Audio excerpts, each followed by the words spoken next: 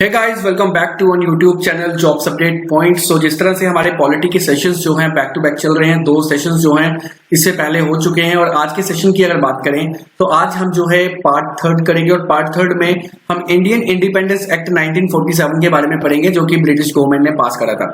और ये एक्ट जो है काफी इंपॉर्टेंट है एग्जामिनेशन पॉइंट ऑफ व्यू से, क्योंकि इसके बाद जो है हमें कंप्लीट इंडिपेंडेंस जो है वो मिल गई थी। तो पूरा का पूरा जो है वीडियो को देखिएगा, बिल्कुल मत स्किप करिएगा। और इससे पहले पार्ट वन और पार्ट टू में जो है हमने पार्ट वन में 1773 से लेकर 1853 तक पढ़ा था और पार्ट सेकंड में जो है 1858 से लेकर 1935 के गवर्नमेंट इंडियन रेगुलेशन एक्ट जो थे वो सारे के सारे पढ़े थे।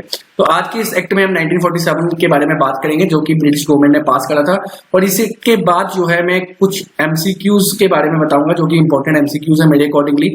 इसके बाद जो है कभी भी इंडियन पॉलिटी की हिस्टोरिकल बैकग्राउंड से कोई भी क्वेश्चन आएगा तो आई 110% sure that you people definitely attempt that question and the answer will be correct अगर आपने ये वीडियोस देखी हैं। चलिए वीडियो को स्टार्ट करते हैं। तो सबसे पहली बात 1947 का जो एक्ट है इसमें जो है आप लोग जानते हैं जिस तरह से हमें आजादी मिल गई थी और दो डोमिनेंस बन गए थे जो कि एक इंडिया था और दूसरा पाकिस्तान था। यहाँ पे आपके सामने देखने को मिल रहा है। तो पाकिस्तान कब आजाद हुआ? पाकिस्तान जो है अपना इंडिपेंडेंस डे 14 अगस्त को मनाता है, इस चीज का ध्यान रखिएगा। और हम इंडियन जो है वो 15 अगस्त को मनाते हैं।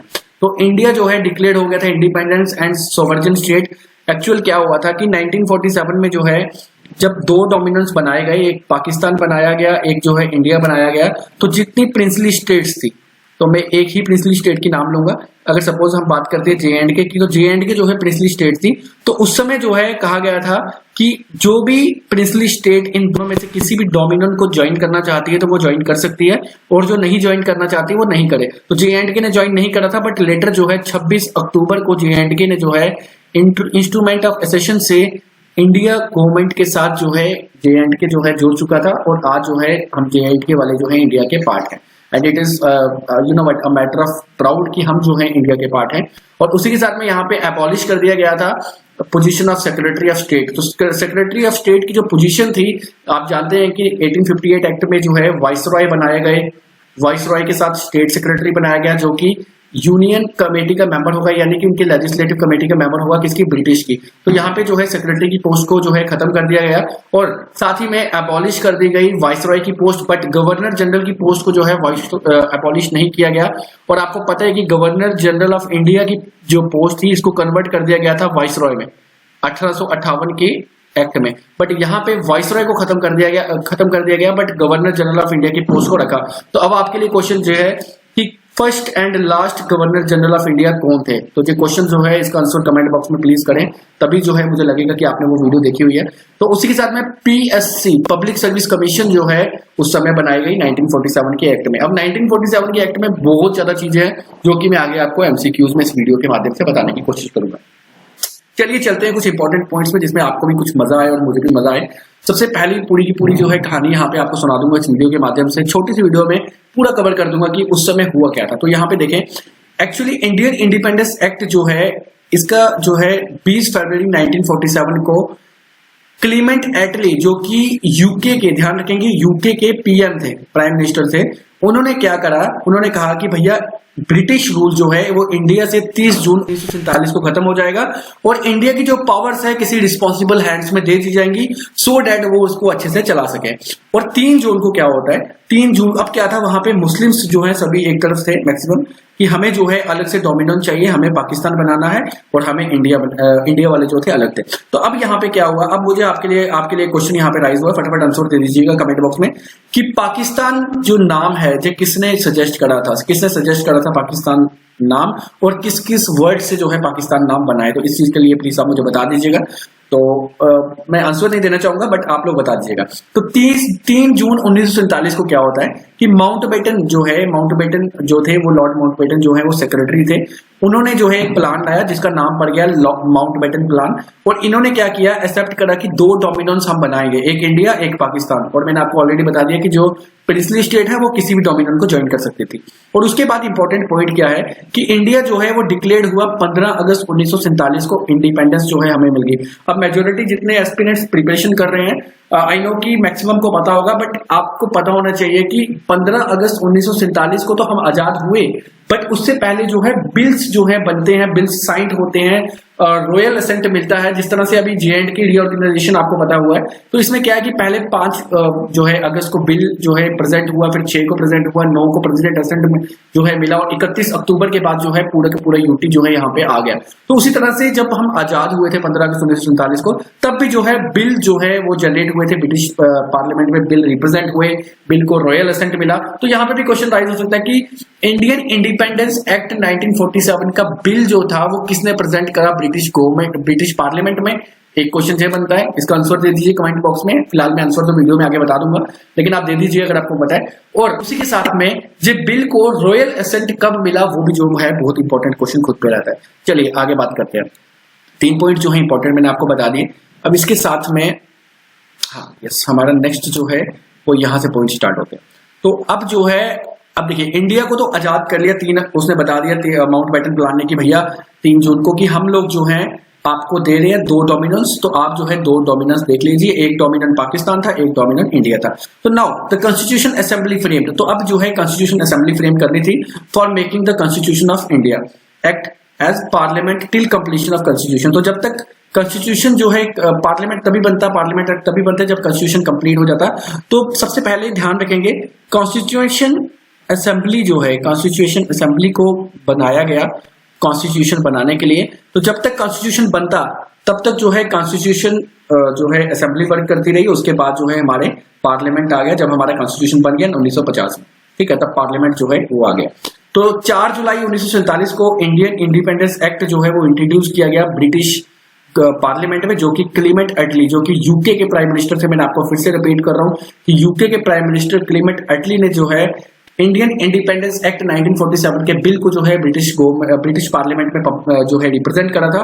और 18 जुलाई 1947 को रॉयल असेंट जो है इस बिल को दी गई, और 15 अगस्त 1947 को जो है हमारा देश आजाद हो गया। यानी हम जो है इंडिपेंडेंस जो है 15 अगस्त 1947 को मनाते तो हैं, बट उससे पहले कैसे बिल पास हुए, क्या हुआ, सब कुछ वो पूरा जो है इस पॉलिटी में आपको पढ़ने को मिलता है। तो अब देखिए इंडियन कॉन्स्टिट्यूशन जो है इसकी बिगिनिंग एक्चुअल में कैसे हुई थी। तो आइडिया जो है ये ब्रिटेन से लिया गया है। क्वेश्चन राइज हो सकता है पेपर में कि इंडियन कॉन्स्टिट्यूशन का आइडिया जो है वो कहां से लिया गया है, वो ब्रिटेन से लिया गया है।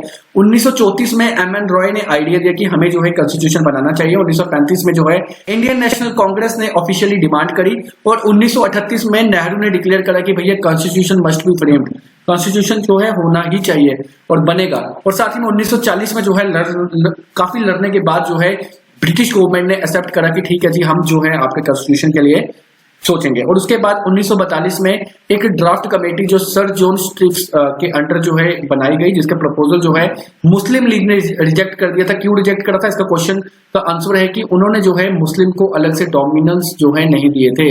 तो डोमिनेंस जो है उन्होंने मना कर दिया कि हम जो है इनको अलग से डोमिनेंस नहीं देंगे, नहीं बांटेंगे। उस कारण से मुस्लिम लीग ने जो है 1942 के सर स्टैफोर्ड क्रिप्स जो प्रपोजल था उनका कॉन्स्टिट्यूशन के लिए, उसको रिजेक्ट कर लिया था। और 1946 में जो है कॉन्स्टिट्यूशन असेंबली फ्रेम की गई, और कॉन्स्टिट्यूशन असेंबली जो है अंडर कैबिनेट मिशन प्लान के फ्रेम की गई। 1 नंबर यहां से बनता है आपका कि कॉन्स्टिट्यूशन असेंबली जो हमारे इंडिया का कॉन्स्टिट्यूशन बनाया जिसने, वो जो है किस स्कीम के अंडर बनाई गई थी, वो बनाई गई थी कैबिनेट मिशन प्लान के अंडर, और नवंबर 1946 में जो है इसको बनाया गया था। अब क्या होता है, नवंबर में जो है कॉन्स्टिट्यूशन असेंबली बनती है, तो 9 दिसंबर 1946 को जो है मुस्लिम लीग बाइकआउट कर देती है एक मीटिंग को। वो मीटिंग जो है फर्स्ट मीटिंग होती है कॉन्स्टिट्यूशन की, और उस मीटिंग में क्या रहता है कि उस मीटिंग में जो है टेम्परेरी प्रेसिडेंट बनाया जाता है सचिदानंद सिन्हा को, टेम्परेरी प्रेसिडेंट रहता है। और फर्स्ट मीटिंग रहती है असेंबली की, जिसको किसने रिजेक्ट किया, इंडियन मुस्लिम लीग ने रिजेक्ट कर लिया। अब सेकंड क्या होता है, 2 दिन बाद यानी 9 को जो हुआ, 11 दिन बाद फिर से जो है एक मीटिंग होती है। सेकंड मीटिंग में जो है डॉक्टर राजेंद्र प्रसाद को जो है प्रेसिडेंट इलेक्ट किया जाता है कॉन्स्टिट्यूशन असेंबली का।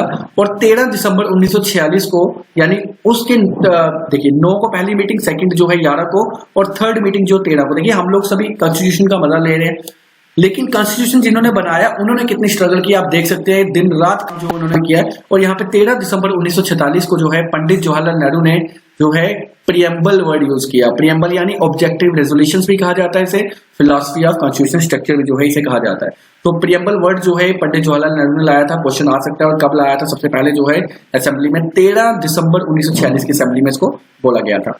और कॉन्स्टिट्यूशन असेंबली ने 2 साल 11 महीने 18 दिन लिए हैं। आई थिंक किसी एग्जाम में मैंने जो क्वेश्चन देखा है बहुत ही इंपॉर्टेंट है। इंपॉर्टेंट नहीं लिखना चाहूंगा इसको, मोस्ट इंपॉर्टेंट लिखना चाहूंगा।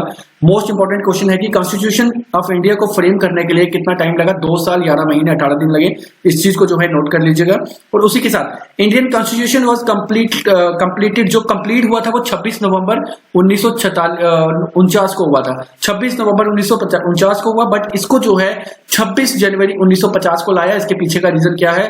पूर्ण स्वराज जो है रिवर रावी के बैंक्स में कहा था। जिन्होंने मेरी पुरानी वीडियो देखी है उनको पता होगा। पूर्ण स्वराज जो है रिवर रावी के बैंक्स में कहा, उन्होंने कहा कि 26 जनवरी 1930 को जो है हम आजादी पा लेंगे, जो सबसे पहले इन्होंने एक्सपेक्टेड डेट निकाली थी। तो इस डेट के चक्कर में कि 26 जनवरी के डेट के चक्कर में इन्होंने जो है 26 नवंबर से लेकर 26 जनवरी 1950 तक का वेट किया। अदरवाइज जो है अडॉप्ट जो है कब किया? यहाँ पे किया, बट केम इन फोर्स कब आया? 26 जनवरी 1950 को। उसी के साथ में कुछ इंपॉर्टेंट पॉइंट्स हैं, फटाफट इसको क्विकली खत्म कर लेते हैं क्योंकि वीडियो जो है 10 मिनट से ऊपर हो चुकी है। इंपॉर्टेंट पॉइंट क्या है मेरे accordingly? When ever the assembly में, जब भी असेंबली जो है मिलती थी कॉन्स्टिट्यूशन बॉडी में, it was chaired by GV मवलंकर। तो जीवी मवलंकर द्वारा जो है चेयर की जाती थी। और जे जीवी मवलंकर जो है फर्स्ट स्पीकर है इंडिपेंडेंट इंडिया के। किसके स्पीकर है? लोकसभा के। ध्यान रखेंगे लोकसभा के पहले स्पीकर कौन है? जीवी मवलंकर। और उसी के साथ में नेशनल फ्लैग जो है हमारा अडॉप्ट किया गया था 22 जुलाई 1947 को। नेशनल सॉन्ग जो है और नेशनल एंथम जो है वो 24 जनवरी 1950 को जो है अडॉप्ट किया गया था। और डॉक्टर राजेंद्र प्रसाद को भी जो है फर्स्ट प्रेसिडेंट ऑफ इंडिया जो है 24 जनवरी 1950 को ही बनाया गया था। नेशनल सॉन्ग की बात करें, क्वेश्चन राइज होता है कि नेशनल सॉन्ग जो है वो किसने गाया है? तो बंकिम चटर्जी ने यहाँ पे जो है नेशनल सॉन्ग गाया हुआ है। और उसी के साथ में नेशनल एंथम जो है रविंद्रनाथ टैगोर ने गाया है। रविंद्रनाथ टैगोर को 1913 में गीतांजलि के लिए जो है नोबेल प्राइज दिया गया था। याद रखिएगा, नोबेल प्राइज जो है दिया गया था गीतांजलि के लिए, क्योंकि इन्होंने गीतांजलि बुक लिखी थी। उसी के साथ में रिवॉल्ट 1857 को जो है सिपाही म्यूटिनी भी कहा जाता है। रिवॉल्ट 1857 के ऊपर डेफिनेटली एक बहुत बड़ी वीडियो बनेगी जिससे कभी भी कोई क्वेश्चन आपका नहीं छूटेगा। उसी के साथ में कॉर्नवालिस जो है, इनको father of Indian civil services कहा जाता है। कॉर्नवालिस जो है आपको याद रखना है, लॉर्ड कॉर्नवालिस हैं। इसके बारे में भी जो है मैं आपको पूरा बताऊंगा। और ये वाइसरॉय थे, इस चीज का ध्यान रखेंगे, ठीक है? वाइसरॉय थे। उसी के साथ में लॉर्ड कैनिंग की अगर बात करें, जो फर्स्ट वाइसरॉय हैं, जो कि मैं आपको ऑलरेडी बता चुका हूं। और माफ कीजिए, लॉर्ड कैनिस जो है गवर्नर जनरल ऑफ इंडिया थे। और लॉर्ड कैनिंग की वालिस और कैनिंग की अगर बात करें तो जो वाइसरॉय ऑफ इंडिया थे, पहले वाइसरॉय जो कि 1858 में बने थे। पहले जो है कॉन्स्टिट्यूशन में 395 आर्टिकल्स हुआ करते थे, 22 पार्ट हुआ करते थे, आज शेड्यूल हुआ करते थे। बट अब की बात की जाए तो 470 आर्टिकल हैं, 22 पार्ट है और 25 पार्ट है और 12 जो है वो शेड्यूल है। उसी के साथ में बात करेंगे नेक्स्ट 101 अमेंडमेंट एक्ट, जो कि अभी रिसेंटली हुआ है। वो 1 जुलाई 2017 से जो है वो स्टार्ट हुआ है और वो जीएसटी के लिए किया गया था, जो कि रिसेंटली 4-5-6 साल पहले जो है एक्ट लाया गया है। 101 अमेंडमेंट एक्ट, इस चीज का ध्यान रखेंगे। बीजेपी गवर्नमेंट ने इसको लाया है, जिसमें जो है goods and services tax, GST के ऊपर भी एक वीडियो डेफिनेटली लेकर आऊंगा कि कितने पार्ट्स होते हैं जीएसटी में। तो कुल मिला के 4 होते हैं, जिसमें 0% को नहीं काउंट किया जाता। इसमें 5% आता है, उसके बाद 12% आता है, उसके बाद 18% आता है और उसके बाद 28% आता है। डेफिनेटली इसके ऊपर हम फिर डिस्कस करेंगे।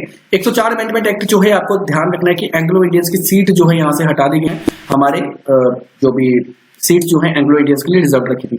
उसी के साथ में लोकसभा राज्यसभा की। और उसी के साथ में आर्टिकल 368 की अगर बात करें तो अथोराइज करता है अमेंडमेंट इनटू कॉन्स्टिट्यूशन।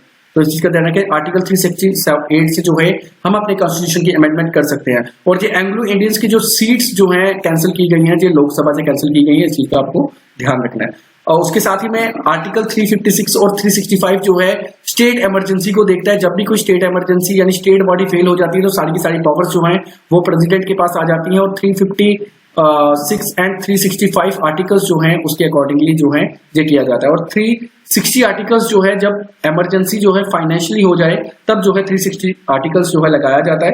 और नेशनल इमरजेंसी के लिए क्या लगाया जाता है वो आप बताइएगा, वो 352 लगाया जाता है। रेड क्लिफ लाइन जो है वो इंडिया और पाकिस्तान के बीच में है, इस चीज का ध्यान रखें। तो फिलहाल आज की इस वीडियो में इतना ही। आई होप आप लोगों को वीडियो जो है बड़ी अच्छी लगी होगी। और अगर अच्छी लगी तो प्लीज लाइक कर लीजिएगा और चैनल को सब्सक्राइब कर लीजिएगा। और कमेंट में जो है जरूर जो है कुछ ना कुछ फीडबैक दिया करें, सो दैट अगली वीडियो में हम उससे अच्छे से इंप्रूव कर सकें। So thank you so much for watching this video. मिलते हैं अगली वीडियो और अगली अपडेट के साथ, तब तक के लिए गुड बाय।